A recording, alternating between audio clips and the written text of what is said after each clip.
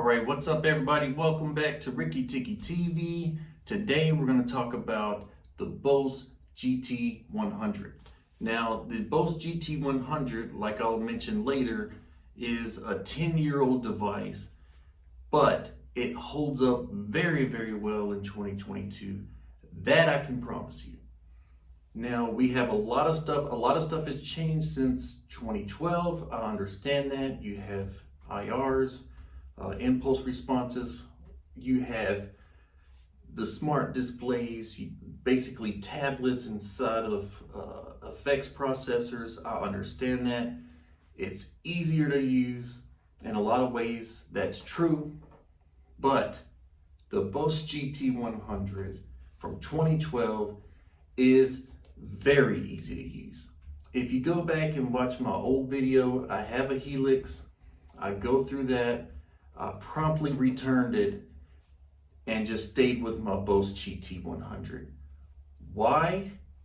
Because it sounds amazing. It's built like a tank, and it's hard to justify spending the $1,000.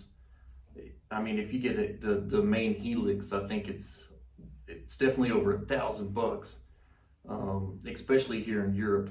So, it's just hard to justify that kind of price. And then when you're, when this pandemic's over and we're, playing gigs again and rink-a-dink bars, and you're throwing that thing on rink-a-dink stages around drunk people, including yourself possibly, you're drinking beers over it, you're jumping around stage, it's hard to do that, I think, if you're not a rich person, and without thinking about, man, I gotta, be careful with my Helix or my GT1000 or what have you. Things have gotten very expensive in these days. I do know how shows work, and I know how, messy things can get, and $1,000 is $1,000. It's a lot of money. And if you're touring, unless you're touring all the time and you make all that money back relatively quick, which a lot of people aren't doing right now in the climate that we're in with the pandemic, it's hard to justify that. So I think the GT100 is definitely something that's worth looking at in this day and age.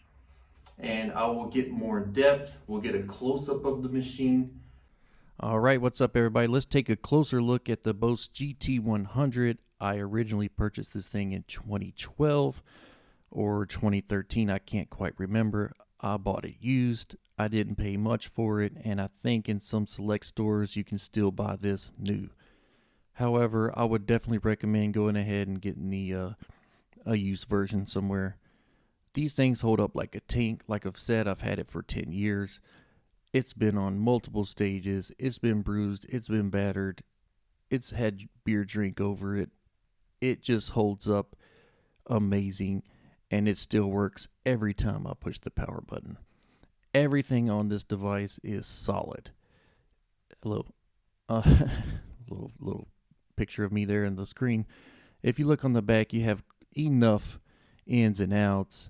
Your external loop, you have your outputs, you can run stereo if you wanted to, you got USB, you got everything you need on here, believe me.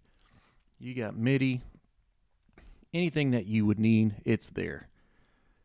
Now, like I've said, this thing has been beat up, and you can tell this thing is 10 years old. It still looks good.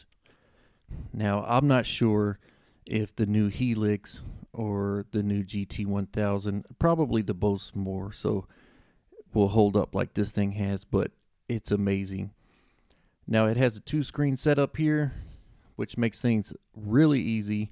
I know that people get caught up on the older devices. It's hard to use and whatever, but this thing is very easy to use. It sounds great. I'm not going to show you any sounds because you'll just have to take my word on it. I have brought this thing, I have recorded with this thing. It has been played live and live over and over again, and it sounds amazing. I don't get caught up in the impulse responses and all that stuff, the new hype. There's a lot of YouTubers out there that will, nowadays it's all about keeping up with the Joneses. But if you look at those two screens right now, that is the pedal mode. So you have all the pedals at your disposal, like you would a normal pedal board with multiple pedals. If you push these two in together, you go in preset mode, and there's a whole bunch of different presets. You can make your own. It's pretty great. Now you can change the presets. What I like to do is I'll change the preset. I'll find something that sounds good, and then I'll switch it over to manual mode, turn the overdrive on and off, like you would if you had, 5, 6, 10 pedals. So here we go. We got compression on number 1, overdrive on number 2, delay, chorus. You got a loop pedal if you needed it. All this stuff, it's so easy. There's nothing to this. I know a lot of people are buying the new machines like the Head Rush and all that because it kind of resembles a smartphone in a lot of ways, or a tablet, but you don't really need it. And to me, it's hard to justify spending over $1,000 for an effects processor when you just want to make music. And you can dig into the sounds, you can tweak them, and yeah, maybe the devices, they could sound better. I don't know. Like, to me, this thing has always sounded great. And no one has ever came up and said, man, your tone is way off or something. It just doesn't happen in the real world. Either you play great, your band sounds good, or it doesn't. It doesn't matter what effects processor you have laying on the ground. So if you go in system here, you can switch. If you're plugged into a PA, you'll keep it on the lines phones. If you're plugged into an amp, you'll change this setting here. That's about as far in the menu as I go. You can go to your effects chain. So right now I'm in country picking in manual mode. I can go push effect here. Now I have my whole signal chain. Super, super easy. Here at the beginning of the chain, of course, you have my overdrive. I have my compression, all that stuff. And when you get over here to the middle, you have your amp. You can run 2 amps if you wanted. Your noise gate.